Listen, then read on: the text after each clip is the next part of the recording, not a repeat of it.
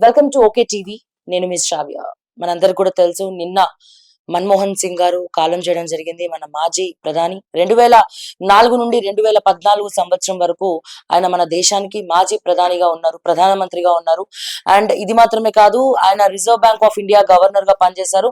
ఇంకా మనం ఎంత చెప్పుకున్నా తక్కువే. కానీ జడ్సన్ గారి మాటల్లో విందాం, అసలు మన్మోహన్ సింగ్ ఎవరు, ఏంటి, ఆయన గురించి తెలియని విషయాలు తెలుసుకునే ప్రయత్నం చేద్దాం. మీరు కూడా ఆయనతో చాలా సార్లు కలిశారు. మీరు ఉమ్మడి ఆంధ్రప్రదేశ్ వైఎస్ రాజశేఖర రెడ్డి గారి హయాంలో పనిచేశారు.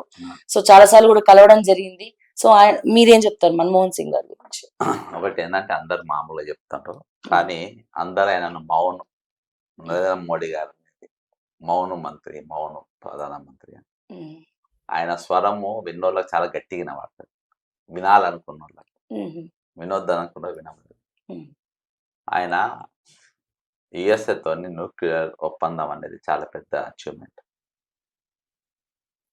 మళ్ళా జాతీయ ఉపాధి హామీ పథకం, గ్రామీణ ప్రాంతాలలో వలసలు తగ్గియాలని. ఈరోజు మళ్ళా వలసలు మీకు గ్రామీణ ప్రాంతాల్లోకి వెళ్ళి, లేకుంటే యూపీ బీహార్కి వెళ్ళి ఈరోజు వస్తున్నారంటే ఈ కార్యక్రమాన్ని దాదాపుగా తీసేసాం. కానీ గ్రామీణ ప్రాంతాలలో ఈ వలసలు తగ్గియడంలో సఫలమైపోయింది. రెండవది ఏంటంటే ఆర్టీఐ చట్టం 2005 సమాచార హక్కు చట్టం అనేది తీసుకురాగలిగింది. అంతేకాకుండా ఇంటర్నేషనల్ అఫేర్స్ సక్రమంగా చేసింది. మీకు ఆర్థిక పరమైనటువంటి క్రమశిక్షణ అనేది తీసుకొని వచ్చింది. ప్రత్యర్థులను ఎప్పుడు కూడా పర్సనల్గా ఎప్పుడు కూడా విమర్శించలేదు. అందుకని పెద్ద సబ్జెక్ట్ ఏంటంటే, గుజరాత్ ముఖ్యమంత్రిగా నరేంద్ర మోడీ గారు ఉన్నప్పుడు యుఎస్ వీసా రిజెక్ట్ చేసి, అప్పుడు దానిపైన రాజ్యసభ ఉభయ సభలలో ఈయన స్పీచ్ ఇవ్వడం జరిగింది, దాని గురించి మాట్లాడడం జరిగింది. అంటే ఈరోజు ఈ అంశం మీద అది కూడా చాలా అంటే బీజేపీ వాళ్ళు కూడా మాట్లాడినంత పాలిష్గా ఈయన మాట్లాడింది. ఈరోజు మీకు అన్ని పార్టీల వాళ్ళు ఈయన గురించి మాట్లాడుతుంది. నేను అనుకుంటా కాంగ్రెస్ పార్టీలో real ideology, real ethics, real morals, real integrity ఉన్నటువంటి చివరి నాయకుడు ఈయనని అని అనుకోవాలి.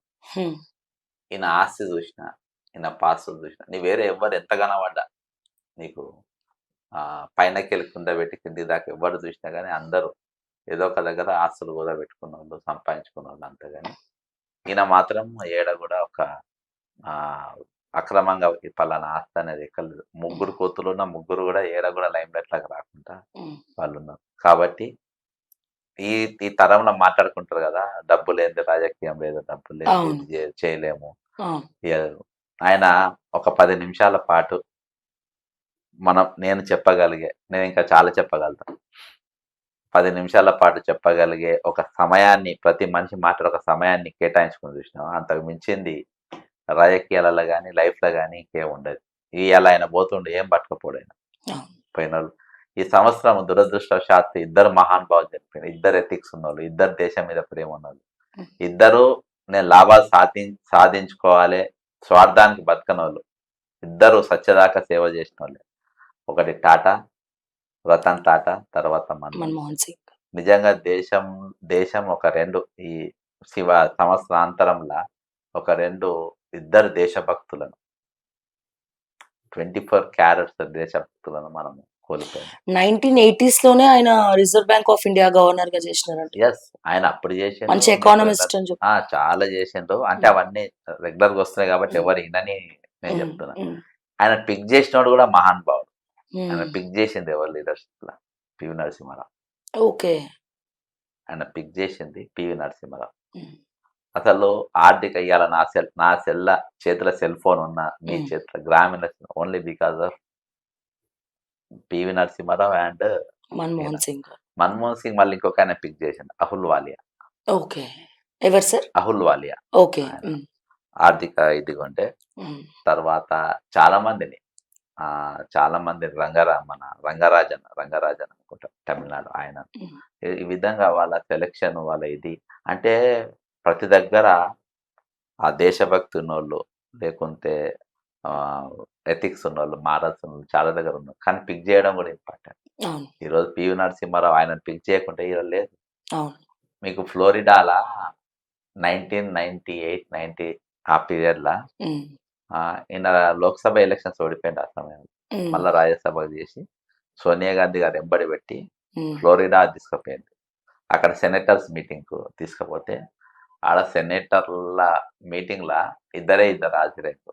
ఉమ్, వీళ్ళ స్పీచ్ మేము వినాలా అన్న టైప్. ఉమ్, ఇద్దరు ముగ్గురు హాజరైండ్రు. ఎక్కువ జనాలు రాలే. కానీ ఆ ఫ్లోరిడా మీటింగ్ ఎప్పుడైతే సోనియా గాంధీ గారు తీసుకుపోయిండ్రో ఉమ్, అప్పుడే నాకు తట్టింది. ఈయన ప్రధానమంత్రి అవుతారు కావచ్చని.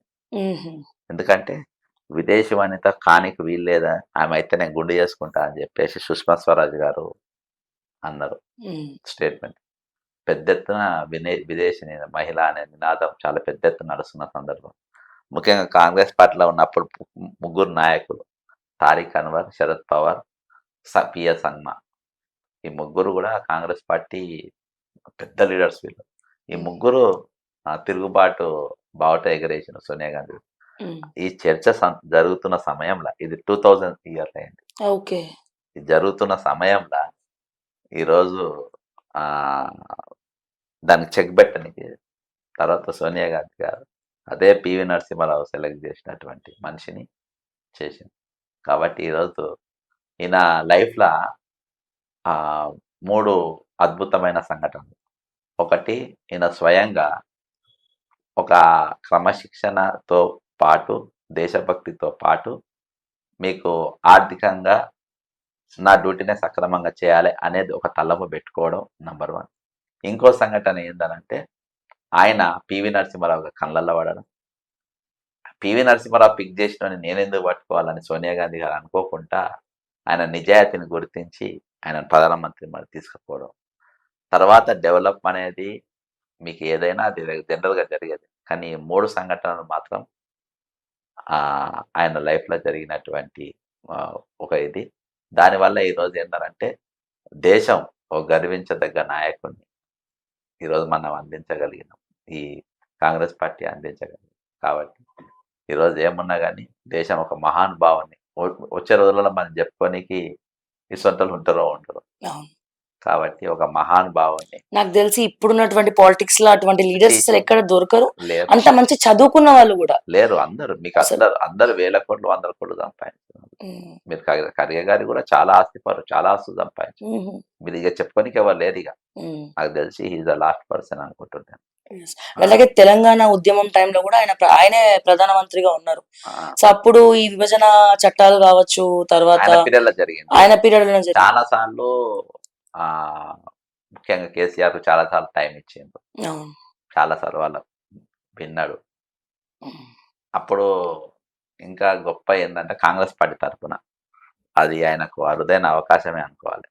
దామోదర్ రాయలసీమ ఉమ్, ఆయన ప్రెజెంటేషన్ ఇచ్చారు.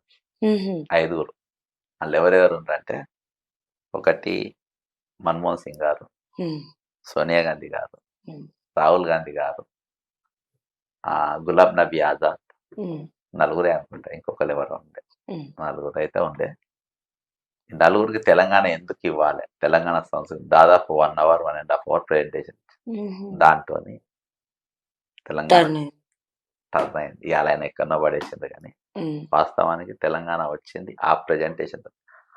దాన్ని కరెక్ట్గా లీడర్షిప్ అంటే ఒక ప్రైమ్ మినిస్టరు ఒక ఇటువంటి మనిషిది చెప్పిన వ్యక్తిది కూడా చాలా సీరియస్గా అవి తీసుకొని దాన్ని ఎక్స్పోజ్ చేయడం, తర్వాత ఇక తెలంగాణ కోసం పునాదులు త్వరగా పడడం, ఇవన్నీ కూడా ఆయన హయాంలో జరిగింది. ఉమ్, కానీ దాన్ని ఈరోజు నిలబెట్టుకోలేకపోతుంది ఉమ్, తెలంగాణ నాయకులు. ఏ పార్టీ అయినా, ఏ పార్టీ కూడా, అన్ని పార్టీలు ఈరోజు అందరికీ వాటాలే ఉన్నాయి. ఉమ్. ఎవరు కూడా ఇది లేదు. కానీ ఏమున్నా ఈరోజు భారతదేశం ఇంకా చాలా రోజులకు మొన్న టాటా తర్వాత, రతన్ టాటా తర్వాత ఈరోజు ఇలా ఒక 2 మహానుభావులను కోల్పోదామనే బాధ ఈరోజు దేశం అంతా బాధపడుతుంది.